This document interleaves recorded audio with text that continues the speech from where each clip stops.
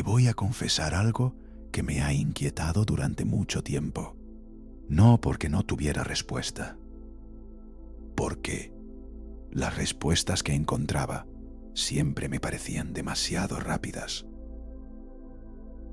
Los 4 evangelios fueron escritos por personas que consideraban a Jesús el acontecimiento más importante de la historia humana y dedicaron menos de 2 capítulos a sus primeros 30 años de vida. Mateo describe el nacimiento. Lucas añade una visita al templo cuando Jesús tenía 12 años. Juan comienza directamente con la eternidad antes de cualquier nacimiento. Y Marcos, el más antiguo de todos, no menciona la infancia en absoluto. Empieza directamente con el bautismo en el Jordán. Para año 30 de la vida de Jesús, de Nazaret, los evangelios guardan silencio. 18 años, más de la mitad de su vida, los años en que cualquier ser humano forma su carácter, desarrolla sus convicciones, aprende su oficio, fracasa y aprende de sus fracasos. Los años en que uno construye las amistades y las heridas que lo acompañarán el resto de su vida. De todo eso, los textos más sagrados del cristianismo no dicen casi nada. Y yo creo que ese silencio no es un accidente. Es una de las preguntas más honestas que los evangelios nos dejan abiertas. ¿Por qué guardaron silencio? ¿Qué ocurrió en esos 18 años? ¿Y qué dice sobre la naturaleza humana el hecho de que el que cambiaría la historia pasara casi toda su vida siendo completamente invisible para el mundo? No con teorías cómodas ni con respuestas rápidas. Lo que no sabemos y lo que ese silencio nos dice a nosotros. El mundo en que Jesús creció. Para entender esos 18 años, hay que entender primero dónde creció Jesús. No la imagen idealizada de un pueblo tranquilo, con luz dorada y colinas verdes. Las excavaciones arqueológicas realizadas durante el siglo XX y en los primeros años del siglo XXI, particularmente las llevadas a cabo por el arqueólogo Ken Dark de la Universidad de Reading, han revelado que Nazaret en el tiempo de Jesús tenía entre 400 y 600 habitantes. No era una ciudad, era lo que hoy llamaríamos un pueblo. Y fíjate en esto, de Tanam no aparece en los escritos del historiador Flavio Josefo, que menciona 45 ciudades y aldeas de Galilea sin incluirla. No aparece en el Talmud babilónico. La frase despectiva que el Evangelio de Juan pone en boca de Natanael lo resume perfectamente. Esa era la opinión que los habitantes de las ciudades importantes de Galilea tenían de esa aldea periférica. Pero hay algo que casi nadie menciona cuando habla de Nazaret, algo que cambia completamente lo que sabemos sobre la formación de Jesús. Nazaret estaba a apenas 6 kilómetros de Séforis, a hora y media a pie.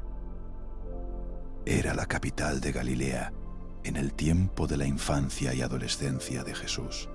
Una ciudad helenística construida y reconstruida bajo el reinado de Herodes Antipas, con teatro, con mercado cubierto, con mosaicos en los suelos, con arquitectura de columnas de estilo romano. Mantiene esa población cosmopolita que incluía judíos, griegos y romanos.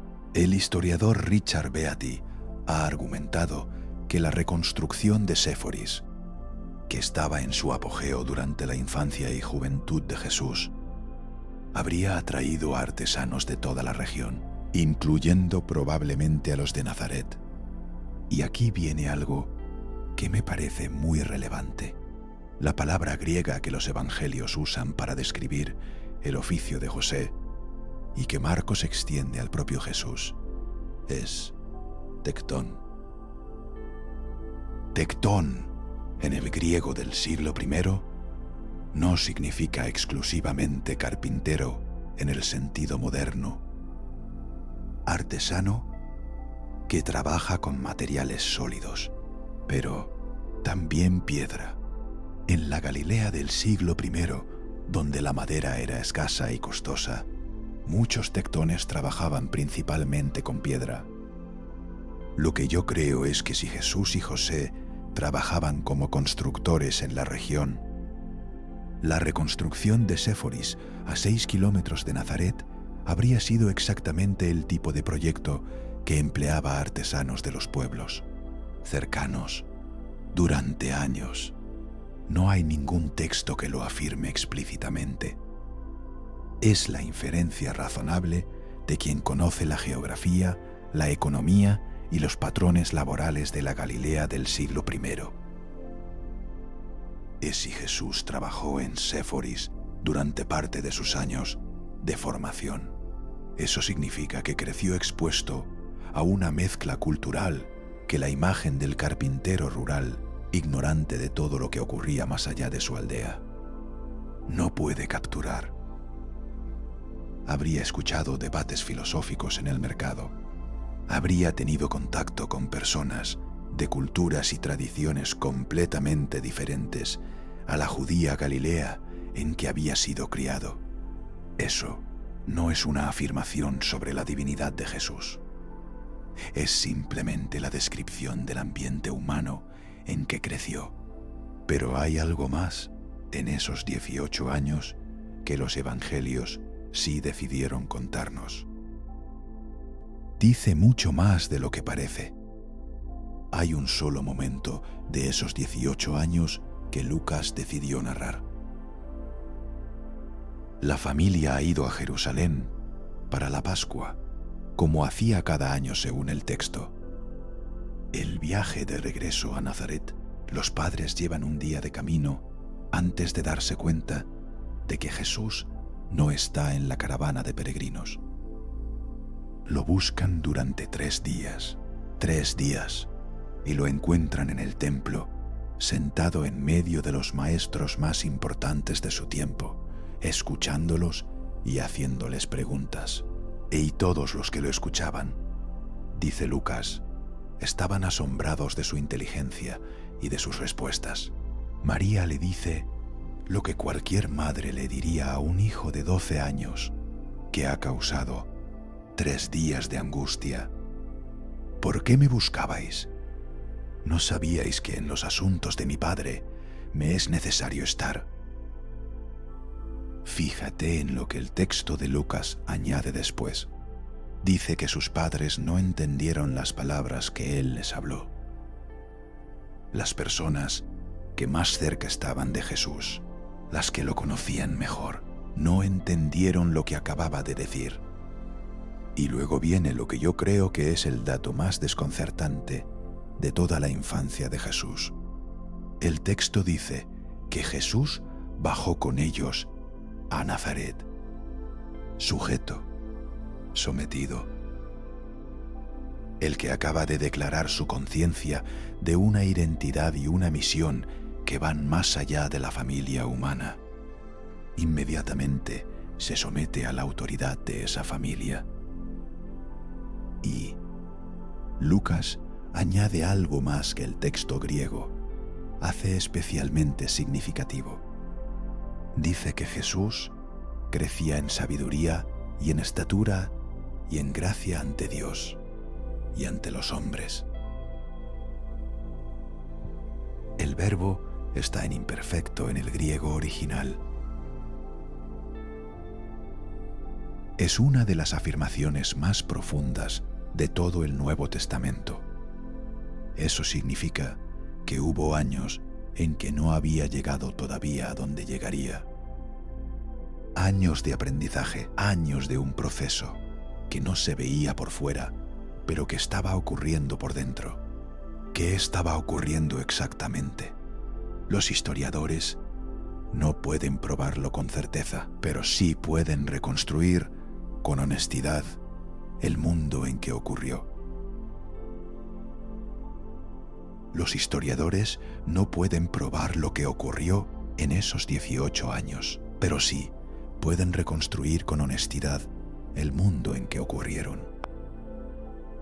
Y lo que esa reconstrucción revela es más significativo que cualquier teoría sobre viajes espirituales a lugares remotos. Un niño judío en la Galilea del siglo I no aprendía la fe en un aula. La Torá se enseñaba en la familia antes que en ninguna institución formal. La Shema, la oración central del judaísmo que declara la unicidad de Dios. El Deuteronomio prescribía que los padres enseñaran estas palabras a sus hijos cuando estuvieran en casa y cuando caminaran por el camino, cuando se acostaran y cuando se levantaran. Era una transmisión oral y cotidiana que impregnaba cada aspecto de la vida doméstica. Cada sábado se leía un pasaje de la Torá y un pasaje de los profetas.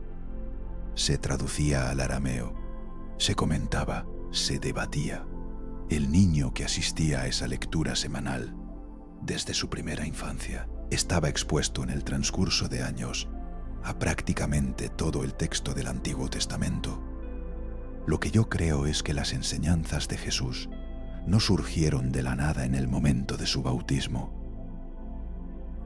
En el contexto de una comunidad que los leía, los debatía y los vivía. Fíjate en esto. Las parábolas de Jesús muestran una familiaridad extraordinaria con la geografía y la vida cotidiana de Galilea. El sembrador que sale a sembrar y cuya semilla cae en diferentes tipos de tierra, describe con precisión la agricultura de la región, donde la roca madre afloraba en algunos lugares y la tierra era profunda y fértil en otros. El pastor que deja las 99 ovejas para buscar la perdida describe una realidad económica concreta. Una oveja representaba una parte significativa del patrimonio de una familia humilde. Esas imágenes tienen la textura de alguien que ha visto esas situaciones en la vida real y que las ha observado con atención durante años y porque ha vivido en el mismo mundo en que ocurren antes. Y hay un dato arqueológico que merece atención especial. Durante mucho tiempo, los escépticos argumentaron que Nazaret no existía en el tiempo de Jesús, que era una invención literaria de los evangelios. Ese argumento ya no puede sostenerse. Por ello, la Autoridad de Antigüedades de Israel anunció el descubrimiento de una vivienda del siglo I, junto a la Basílica de la Anunciación, en el centro de Nazaret. Paredes de piedra caliza con lucido de barro, un espacio de pocas habitaciones, exactamente lo que cabría esperar en una aldea de artesanos y agricultores de la Galilea del siglo I. De inviernos fríos, de veranos calurosos. Aquí hay algo más en esos 18 años que los historiadores señalan y que casi nunca se menciona. Algo que tiene que ver con una ausencia. José, el padre de Jesús, desaparece del relato después del episodio del templo. No vuelve a ser mencionado en ningún episodio del ministerio público de Jesús. Cuando Jesús regresa a Nazaret durante su ministerio, el texto habla de su madre y sus hermanos, sin mencionar a su padre. El gesto solo tiene sentido pleno si María ha quedado viuda y necesita quien cuide de ella. La mayoría de los estudiosos concluye que José murió durante los 18 años de silencio. En algún momento de esos años, Jesús experimentó la pérdida de su padre. Hubo un funeral, un período de duelo, las responsabilidades adicionales que recaen sobre el hijo mayor cuando el cabeza de familia muere. Habría asumido un papel de mayor responsabilidad en el sostenimiento de la familia. Ningún texto lo dice explícitamente, pero la experiencia del duelo, la responsabilidad hacia una madre viuda, el trabajo que no puede detenerse, porque las familias de artesanos no tienen redes de seguridad. También es formación. Para mí, también es la materia de la que se hacen las personas que luego tienen algo que decir sobre el sufrimiento humano, con la autoridad de quien lo ha conocido desde adentro. Pero hay teorías sobre esos 18 años que llevan siglos circulando. Hay teorías sobre los 18 años de Jesús que llevan siglos circulando fuera del ámbito académico y merecen examinarse con honestidad, no para descartarlas por principio, sino para ser claros sobre lo que tienen de verosímil y lo que tienen de fantasía. La más popular propone que Jesús viajó a la India durante esos 18 años, que estudió con maestros budistas, mas y que trajo de regreso a Palestina enseñanzas que serían la base del Sermón del Monte. Esta teoría fue popularizada en el siglo XIX por un periodista ruso llamado Nicolás Notovich. Notovich afirmó haber descubierto en un monasterio budista un manuscrito que narraba la visita del profeta Isa a la India. El manuscrito nunca fue verificado por ningún otro investigador. Max Muller, el mayor orientalista de su época, investigó la afirmación de Notovich y concluyó que era una fabricación. El abad del monasterio que Notovich afirmaba haber visitado negó que tal manuscrito existiera. La historia es hoy considerada por la comunidad académica de manera prácticamente unánime una falsificación. Pero hay razones más profundas para el escepticismo. Las enseñanzas de Jesús están profundamente enraizadas en la tradición judía. Sus referencias son referencias judías. Moisés, los profetas, el templo, la sinagoga, la Torá, los salmos. Sus debates son debates con fariseos y escribas sobre interpretaciones de la ley judía. No hay en sus enseñanzas ninguna huella detectable de influencia budista que no pueda explicarse mejor por las tradiciones judías en que creció. Otra teoría propone que Jesús estudió con los esenios de Qumrán. Esta hipótesis tiene algo más de base en la realidad. Los esenios existían.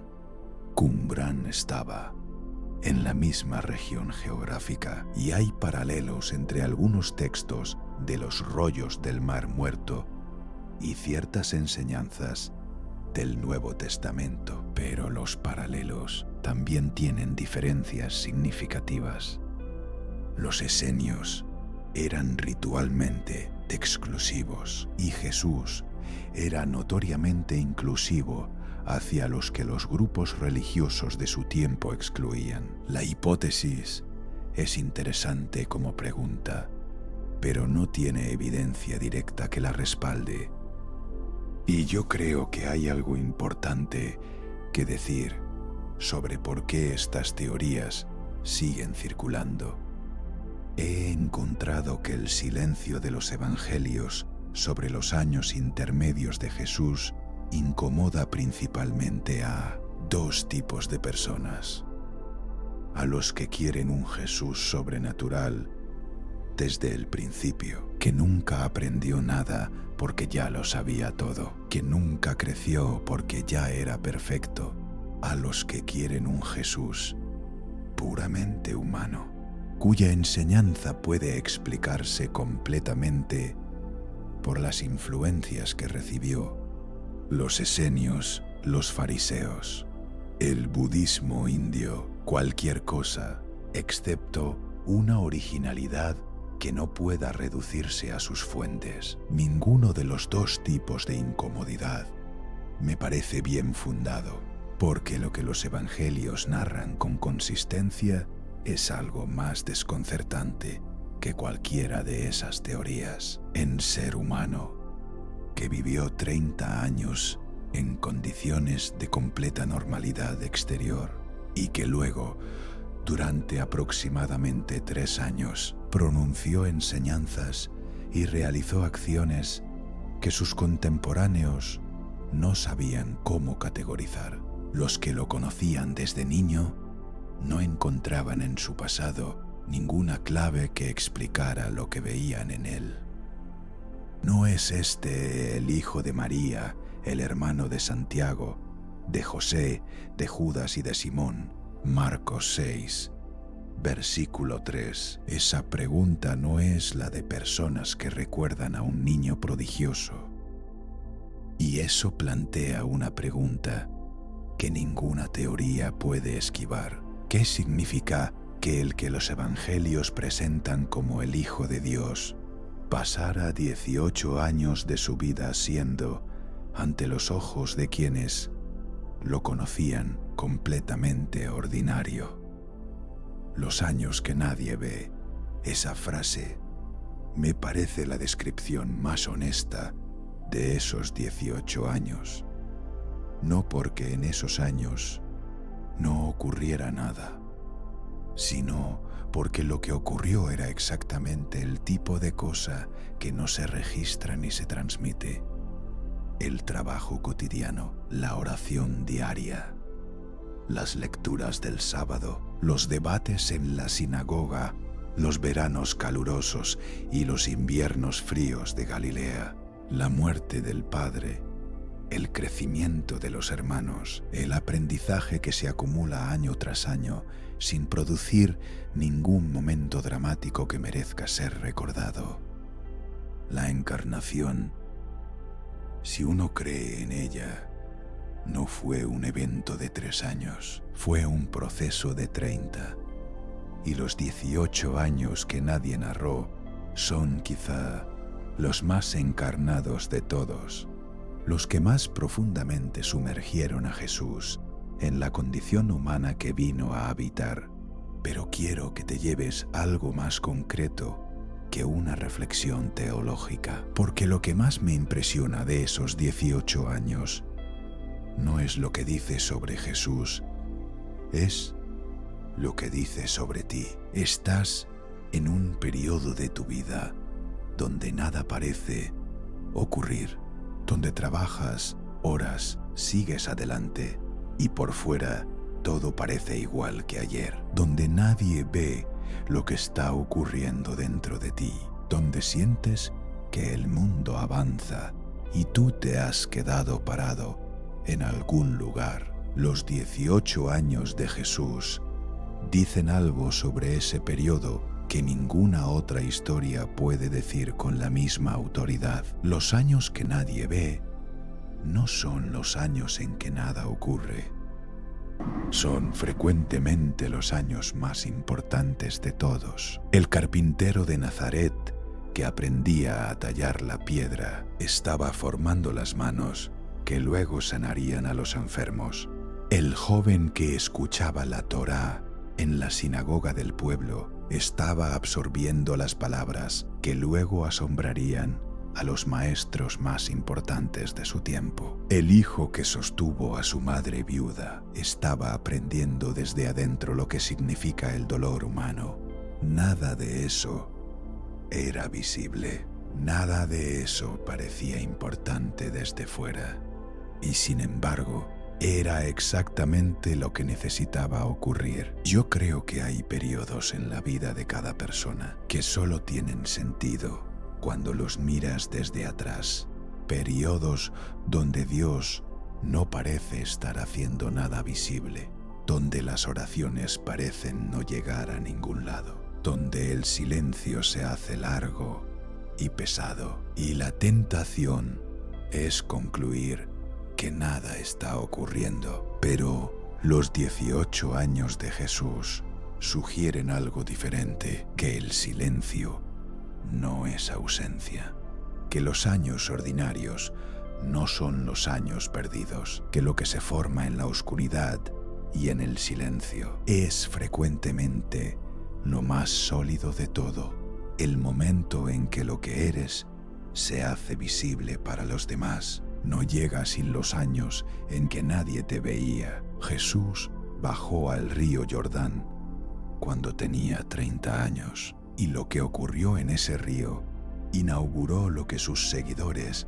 considerarían el acontecimiento más significativo de la historia humana. Pero antes de ese momento, hubo 30 años de vida ordinaria en una aldea de 600 personas. Y quizás, solo quizás, tus años invisibles también están preparando algo que todavía no puedes ver, algo que Dios está formando en silencio, mientras tú simplemente sigues adelante.